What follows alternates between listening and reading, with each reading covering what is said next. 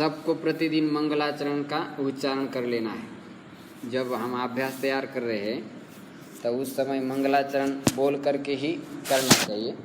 तो प्रतिदिन बोलने से वो मंगलाचरण अच्छा मुख से निकले। पहली वाणी की परिशुद्ध होना आवश्यक है, तो इसलिए प्रतिदिन मंगलाचरण आप करें।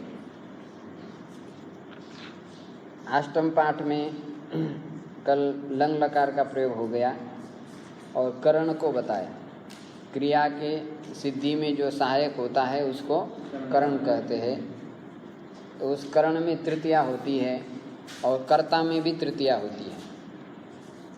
लेकिन कौन से कर्ता में तृतीया होती है? जो कर्मणि वाच्य में करता है उसमें तृतीया होती है। कर्तृवाच्य का जो कर्ता होता है उसमें तृतीया नहीं होती, उसमें प्रथमा ही होता है। कल उदाहरण से समझाया था, कृष्णः पुस्तकं पठति, कृष्णेन पुस्तकं पठ्यते। और आकर्म भाववाच्य का जब सेंटेंस बनेगा तो कृष्णेन भूयते, कृष्णेन हस्यते, कृष्णेन लज्जते, कृष्णेन सीयते। ऐसे जो आकर्मक धातुएं हैं उनकी कारिका आपको याद करना चाहिए। कल बोला भी था लेकिन भूल गए सब। इसको भी सबको देना चाहिए। लज्जा सत्ता स्थिति जागरण, ये श्लोक सबको याद करना है। आकर्मक धातुओं की कारिका है इसमें, तो इसको आप याद करते जाएंगे तो आकर्मक का भी प्रयोग आप कर पाएंगे भाववाच्य में। कल का पाठ हमने सामान्य रूप से देख लिए हैं। अब नवम पाठ का विचार कर रहे हैं आज। पहले शब्द गुरुहु। गुरुहु, गुरु शब्द का अर्थ क्या होता है? गुरु, गुरिति अंधकारः, रु शब्दस्तन् निरोधकः, अंधकार निरोधित्वात् गुरुरित्या विधीयते। जो अंधकार का निरोध करता है उसको गुरु कहते हैं। लेकिन वास्तविक गुरु का क्या स्वरूप होता है? गुरिति गुणातीतः, रु इति रूपातीतः, गुणातीतः रूपातीतः स गुरुः। जो गुण से परे होता है और रूप से परे होता है, इसलिए कहा जाता है तस्मै श्री गुरवे नमः। ब्रह्मानंदं परमसुखदं केवलं ज्ञानमूर्तिं, द्वन्द्वातीतं गगनसदृशं तत्त्वमस्यादिलक्ष्यम्, एकं नित्यं विमलमचलं सर्वधी साक्षिभूतं, भावातीतं त्रिगुणरहितं सद्गुरुं तन्नमामि। भावातीत होते, गुणातीत होते हैं, उसको गुरु कहते हैं। सामान्य रूप से गुरुस्तु कोयो हितोपदेष्टा, शिष्यस्तु कोयो गुरु भक्तर्यो, उसको गुरु कहते हैं। तो गुरु शब्द का अर्थ ही होता है भारी। विशेषण रूप में प्रयुक्त किया जाता है। पुल्लिंग में गुरु, स्त्रीलिंग में गुरुवी, और नपुंसक लिंग होगा तो गुरु ऐसा ही रहेगा। तो गुरु को थोड़ा सा संभाल करके प्रयोग कर ले। कई जगह पर बहु भोजनम गुरु अस्ति, तो वहाँ पर गुरु शब्द का क्या अर्थ है? भारी है। तव गुरु श्रेष्ठ, तो वहाँ तुम्हारे आचार्य बड़े श्रेष्ठ है, ऐसा प्रयोग। और कई नपुंसक लिंग में प्रयोग हो जाएगा, तव वस्त्रम गुरु अस्ति, नपुंसक लिंग में प्रयोग हो गया तो तुम्हारा वस्त्र भारी है, वहाँ भारी अर्थ है। तो ऐसा आप प्रसंग से समझेंगे। आगे चले। भानु माने सूर्य, प्रकाशमान जो वस्तु है उसको, जो लोग को सबको खुश करते हैं प्रातः काल में उदित होकर के, वो भानु। इंदु माने शत्रु, शिशु, वायु, पशु, तरु, साधु। साधु माने साधनोति पर कार्यम इति साधु, जो दूसरे के कार्य को बिना किसी इच्छा से सिद्ध करता है उसको साधु कहते हैं। कानः, कर्णः, बधिरः, बहरा कहते हैं। पादः, पैर, खंजः, शब्दः, अर्थः, तीन अर्थ दिए यहाँ पर अर्थ शब्द के। विवादः, नेत्रम, तृणम, सुखम, दुखम, प्रयोजनम, हसितम, प्रकृति ही। प्रकृति शब्द का अर्थ स्वभाव भी होता है। भगवान ने गीता में अपनी दो प्रकृति बताई, परा प्रकृति और अपरा प्रकृति। तो प्रकृति शब्द का अर्थ क्या है? स्वभाव। भगवान का वो स्वभाव है। परा प्रकृति भी स्वभाव है। स्वभाव का अपने से अलग किया जाता है क्या? नहीं किया जाता। ऐसी परा प्रकृति और अपरा प्रकृति भगवान से अलग नहीं की जा सकती, तो भगवद रूप ही है। चलो अब ये बताए, आपको कुछ शब्द बताए, इसमें पुल्लिंग शब्द बताए। पुल्लिंग में भी उकारांत है, कुछ आकारांत है और कुछ नपुंसक लिंग है। इनको आप ध्यान रखेंगे। सुखम, दुखम ये शब्द नपुंसक लिंग में चलते हैं। चक्रवत परिभ्रमन्ते सुखानि च दुखानि च। हाँ, तो चक्र के समान सुख और दुख क्या होते हैं? परिवर्तित होते रहते। सुखानि च दुखानि च, नपुंसक लिंग प्रयोग होगा। अलम, बस पर्याप्त समर्थ शब्द। आलम के बहुत सारे अर्थ हैं। वाचा अलंकरोति, यहाँ पर सुशोभित करणार्थ भी उसका होता है। मूकं करोति वाचालम, पंगुम लंघयते गिरिम। तो मूके को वाचा से अलंकृत कर देते, उसको परमानंद माधव कहते हैं। तो आलम शब्द का अर्थ अलंकार, सजाना होता है। अलम शब्द का अर्थ बस, बस माने पर्याप्त। समर्थार्थ भी होता है। दैत्येभ्य हरि ही अलम, दैत्यों के लिए हरि एक अकेले पर्याप्त है, समर्थ है। ऐसा इनका प्रयोग होगा, देखेंगे। विशेष जब आएगा तब आप ध्यान देते जाइए।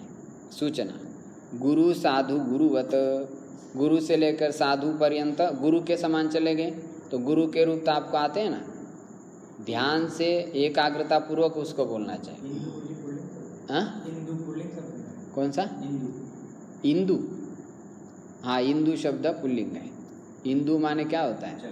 चंद्रमा। इंदुहु, इंदु, इंदवः, इंदुम, इंदु, इंदून, इंदुना, इंदुभ्याम, इंदुभिः, इंदवे, इंदुभ्याम, इंदुभ्यः, इंदोहो, इंदुभ्याम, इंदुभ्यः, इंदोहो, इंद्वोः,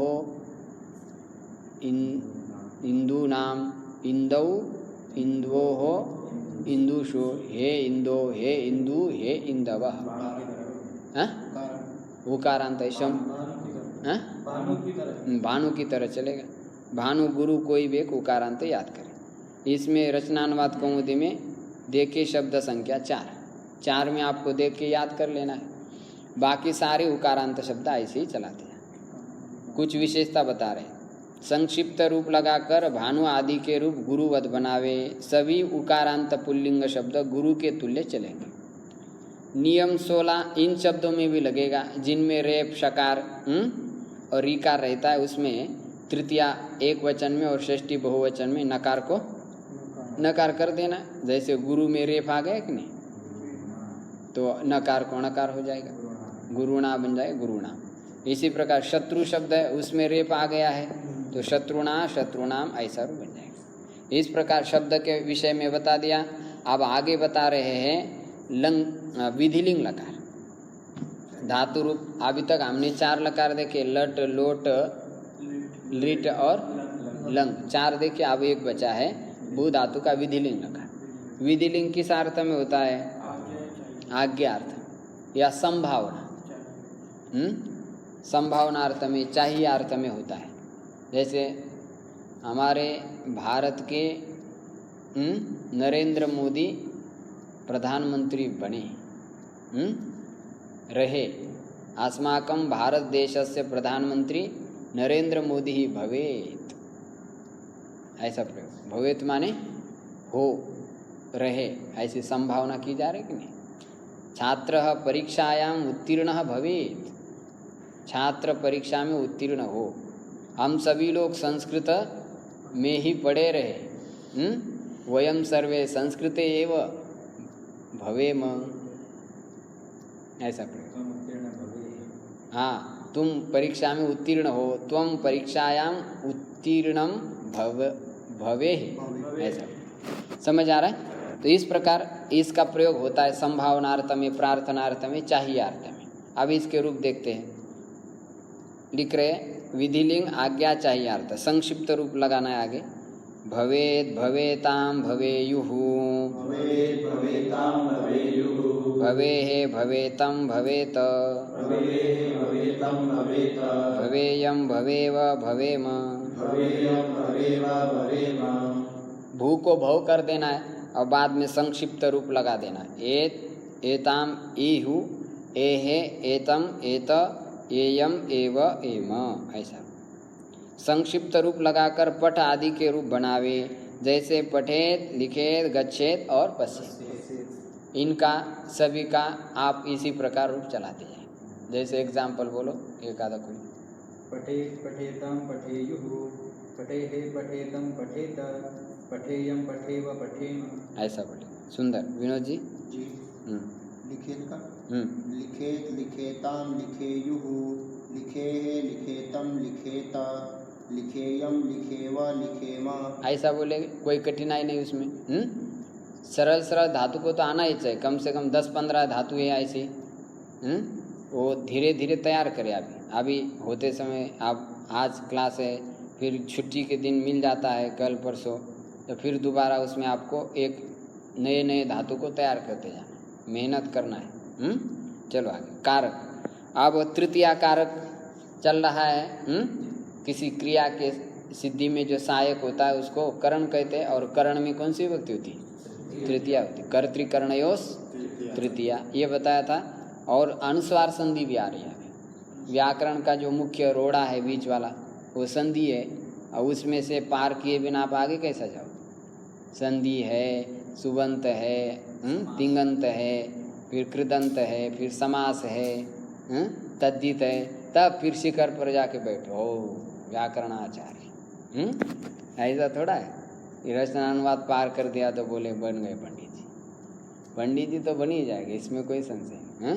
लेकिन वैयाकरण बनना है तो पूरा सब पढ़ना पड़ेगा, संधि सुबंत तिंगंत। नहीं तो आजकल की दुर्दशा तो वैसी हुई। किसी पंडित जी को सारे संसार को देख करके याद आ गए। आजकल के विद्यार्थी कैसे हो गए? व्याकरण पढ़ना है, लघु लेकर के आ जाते हाथ, चलो हमको व्याकरण पढ़ा। तो कैसे है? बड़ा शौक कर रहे। गता वेद विद्या गतम धर्मशास्त्रम, गतम रे गतम न्याय सूत्रम, इदानीं तनानां जनानां प्रवृत्तिः, सुबन्ते तिङन्ते कदाचित् कृदन्ते। अंडरस्टैंड? गता वेद विद्या गतम धर्मशास्त्र, वेद विद्या सारी चली गई, और गतम धर्मशास्त्र, धर्मशास्त्र भी चला गया। और फिर खेद से कहना पड़ रहा है, जब धर्मशास्त्र चल गया, वेद विद्या चली गई, तो गतम रे गतम न्याय सूत्रम। फिर तो बड़ा खेद से कह रहा, आप तो न्याय सूत्र तो कहाँ बचेगा? न्याय सूत्र में तो बहुत कठिन रहता है। साध्य व्यापकत्व सती साधन, अव्यापकत्व उपाधित्वम। और उपाधि पढ़ते पढ़ते जो परेशान हो जाते। उपाधि तो महाव्याधि कहते। एक एक चीज न्याय में समझना है तो परेशानी। तो आजकल के विद्यार्थी कैसे? इदानीम तनानाम जनानाम प्रवृत्ति, आजकल के पढ़ने वाले विद्यार्थी सुबंते तिंगंते कदाचित कृदंते। कोई एकादा कृदंत में महाभाग्यशाली पहुंच पाता है, ऐसा विनोद से कह दिया। मतलब पंडित लोग देखो कैसे विनोद से भी बोलते हैं, तो श्लोकों के अंदर कैसा बोलते हैं, रुचिकर लगता है कि? और ऐसा बोले तो कुछ नहीं बोले। इसलिए रसात्मकम काव्यम, काव्य कैसा होता है? खूब रस आ जाता है, रसगुल्ले से भी ज़्यादा रस आ जाता है। तो सुबंते तिंगंते, सुबंत प्रकरण है, संधि के बाद है कि नहीं? और कोई एक आधा महाभाग्यशाली तिंगंत पड़े और कृदंत में पहुंच जाए तो फिर क्या है? उसके तो हाथ पैर धो के पोंछ लेना चाहिए। तो कठिन लगता है, लेकिन इतना नहीं रहता। हमको कमर कस करके उसके पीछे लगना पड़ेगा, तभी आएगा। और ढीली ढाली कमर बांधे तो फिर क्या है? कोई भी ऐसा हाथ पकड़ करके डाल करके आपको पीछे खींच लेगा। खींचेगा क्या नहीं? तो इसलिए कमर मजबूत होनी चाहिए भगीरथ की तरह। चलो अब देखो कारक 28वां नियम बता रहे, किम कार्यम अर्थः प्रयोजनम। 4 प्रयोजन अर्थ में हो तो के साथ तृतीया होती है। माने ये जो 4 शब्द है, किम कार्यम अर्थः प्रयोजन, इन चारों का अर्थ क्या हो? प्रयोजन हो, तब इनके योग में कौन सी विभक्ति हो जाती है? तृतीया विभक्ति हो जाती है। प्रयोजन अर्थ होना चाहिए। मूर्खेन गुरुणा किम, मूर्ख गुरु से क्या प्रयोजन है? मूर्खेन शिष्येन किम, मूर्ख शिष्य से क्या मतलब है? वो स्वयं भी गड्ढे में जा रहा है, तुमको भी क्या करेगा? गड्ढे में ले जाएगा, इसलिए उसका त्याग ही कर दो। तो वहाँ पर आप देख रहे किम शब्द का क्या अर्थ है? प्रयोजन अर्थ है। तो किम अर्थः प्रयोजन कार्यम, ऐसे जो शब्द का प्रयोग होगा और ये यदि प्रयोजन अर्थ में होगा तब इनके योग में कौन सी विभक्ति होती है? तृतीया विभक्ति। देखो जैसे मूर्खेन पुत्रेन किम, मूर्ख पुत्र से क्या लाभ? न च तारांगणोऽपि च एकश्चंद्रस्तमो हन्ति, एक ही चंद्रमा है तो वो क्या करता है? पूरे अंधकार को नष्ट कर देता है। लेकिन हजारों हजारों ताराएं आ जाए तो हटा पाएगी क्या? ऐसे 100 दुर्योधनादि जैसे पुत्र मिल जाए हैं तो क्या है, उसका उद्धार करेगा क्या कुल का? और एक ही जैसा युधिष्ठिर आदि जैसा हो तो क्या है, सब कल्याण कर देगा, वंश का उद्धार कर देगा। इसलिए मूर्ख पुत्र से किम कार्यम, वही अर्थ है उसका। मूर्खेन पुत्रेन को अर्थः, मूर्खेन पुत्रेन किम प्रयोजनम, कोई प्रयोजन नहीं। ऐसा और भी आप लगा सकते, मूर्खया भार्यया किम प्रयोजनम, कुछ प्रयोजन नहीं है। संशय युक्त ज्ञानेन किम, संशय युक्त ज्ञान से क्या प्रयोजन है? भग्नेन पात्रेन किम, भग्न पात्र से क्या प्रयोजन है? समझ आ रहा है? तुंडेन हस्तेन किम, टूटे हुए हाथ से क्या प्रयोजन? ऐसे आप बहुत सारे एग्जाम्पल बना लेंगे जहाँ जहाँ पर आपको लगता है यहाँ कुछ नहीं हो रहा है, ऐसा बोला कि तेन किम, तेन मम किम, उससे मेरा क्या प्रयोजन? तृणेन किम, तिनके से क्या प्रयोजन? मतलब कोई प्रयोजन नहीं। ऐसे उदाहरण आप बनाते हैं। चलिए आगे। अलम विवादेन, अच्छा नहीं, तृणेन अपि कार्यम भवति, यहाँ पर कार्य शब्द का अर्थ क्या है? प्रयोजन। तिनके से भी कार्य हो जाता है। मालूम है आपको, रामायण में जब सीता मैया की ओर रावण आ जाता है तब उस समय क्या करती है सीता मैया? हाँ, तिनका उठा करके बता रहे, बातचीत कर रहे कि तुम मेरे को मत स्पर्श करो क्योंकि मैं तुमको ये तिनका भी नहीं समझती, ऐसा बोलते हैं ना। और युद्ध खेलते समय योद्धा लोग जब वो तिनका हाथ में उठा करके दिखाए तो सामने वाले योद्धा को समझना पड़ता है कि बस आप युद्ध खेलना नहीं है। माने तिनके से भी क्या होता है? कार्य होता है कि नहीं? तो यदि तिनके से भी कार्य होता है तो मनुष्य से होना चाहिए कि नहीं होना चाहिए? यदि नहीं होता है तो तिनके से भी गया गुजरा हो, ऐसा कहते हैं। तो तृणेन अपि कार्यम भवति। चलो आगे। आलम, आलम का अर्थ बस है। बस माने वो नहीं लेना है, हाँ मत के साथ। अब एक महात्मा जी थे, अब मैंने कहा बस बस, अरे बोले बस क्या, उधर स्टैंड पर होगी बस, मतलब भोजन करते समय। अब उसको कहने का बस बस, अगर बस बस क्या, ले लो और खाओ। वो बोले बस उधर है। अब मैंने कहा देखो इसने कहा कि खा लेके गया। बस मत के साथ तृतीया होती है। जैसे आलम हंसते ना, हंसने से, हाँ बस हंसने मत हंसो। आलम विवाद है ना, विवाद मत करो, ठीक है। एनांग विकार, शरीर का जो अंग विकार से विकृत दिखाई पड़े उसमें भी तृतीया हो जाती है। जैसे कान आपका क्या हो गया, बधिर हो गया, तो कैसा प्रयोग हो जाएगा, कर्णेन बधिरः। तो बधिरता से वो कर्ण क्या होता है, विकृत दिखाई दे रहा है। इसी प्रकार मोतियाबिंद हो गया तो शरीर नेत्र क्या हो गया, काना हो गया। तो जिस विकार से शरीर का अंग विकृत दिखाई पड़े तो उसमें कौन सी विभक्ति हो जाएगी, तृतीया विभक्ति। नेत्रेण कानः, एक आँख से काना, कर्णेन बधिरः, हस्तेन कुंठः, हाथ से लुंजा हो गया। लुंजा समझते हैं, हाँ, पैरालाइज हो गया ऐसा, ठीक, लकवा हो गया। चलो आगे 31, प्रकृति आदिभ्य उपसंख्यान। एक वार्तिक है, व्याकरण में 3 मुनि जो है परम प्रमाणभूत है, श्री पाणिनि जी और श्री कात्यायन जी और श्री पतंजलि।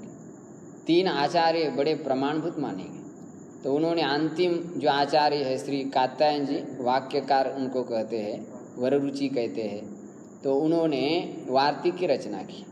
वो कहते हैं कि प्रकृति आदि शब्दों के योग में भी तृतीया विभक्ति का प्रयोग करना चाहिए। प्रकृति माने स्वभाव, देखिए प्रकृति स्वभाव आदि क्रिया विशेषण शब्दों में तृतीया होती है।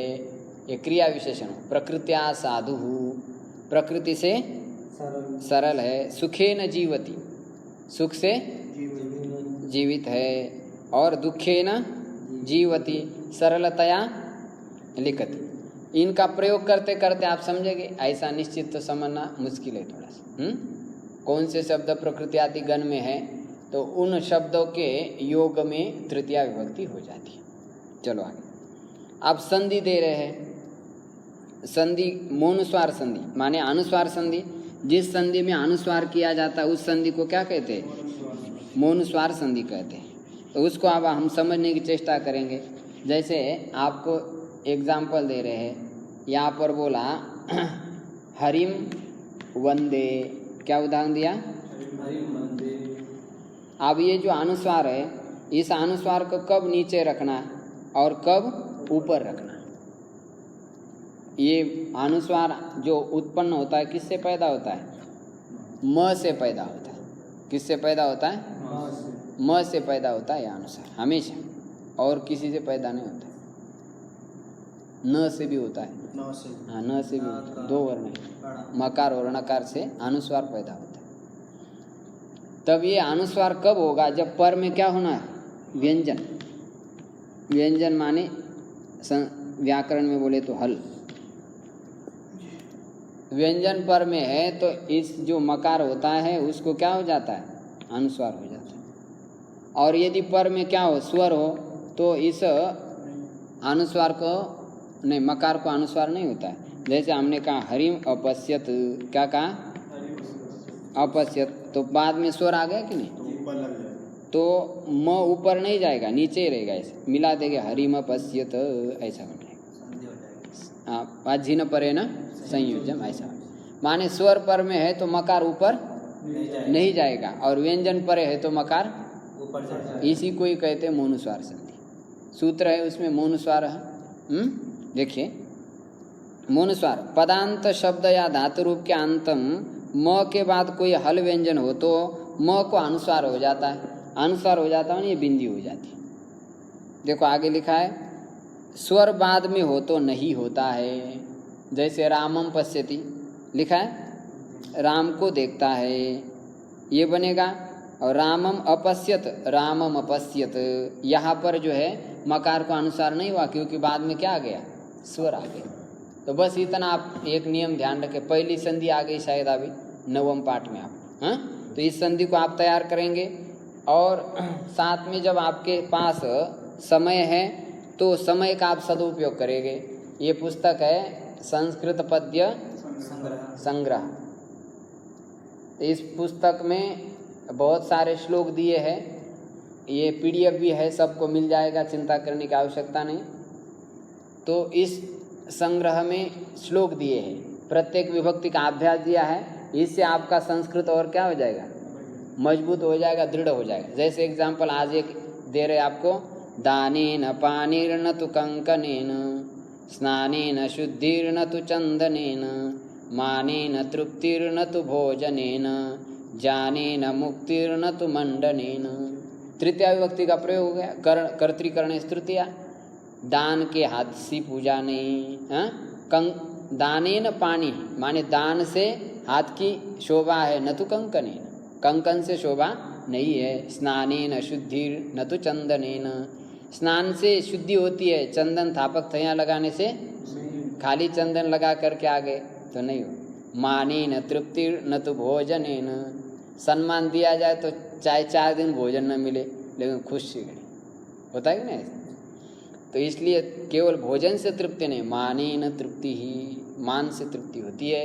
ज्ञानेन मुक्तिर न तो मुंडनेन, और खाली बढ़िया मुंडन घोट दिया, चमचम चमक रहा है, लेकिन ज्ञान की कुछ बात पूछे तो बोले ज्ञान तो हमारे बस की बात नहीं, और खाली घोट दिया चमक चमक।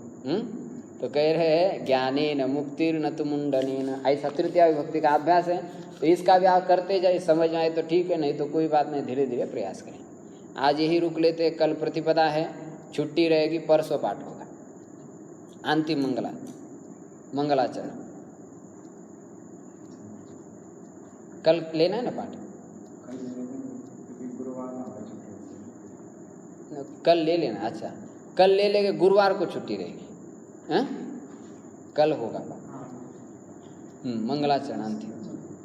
ओम संगच्छध्वं संवदध्वं संभो मनांसि जानतां, देवाभागं यथा पूर्वे संजानाना उपासते। ओम शांति शांति शांति।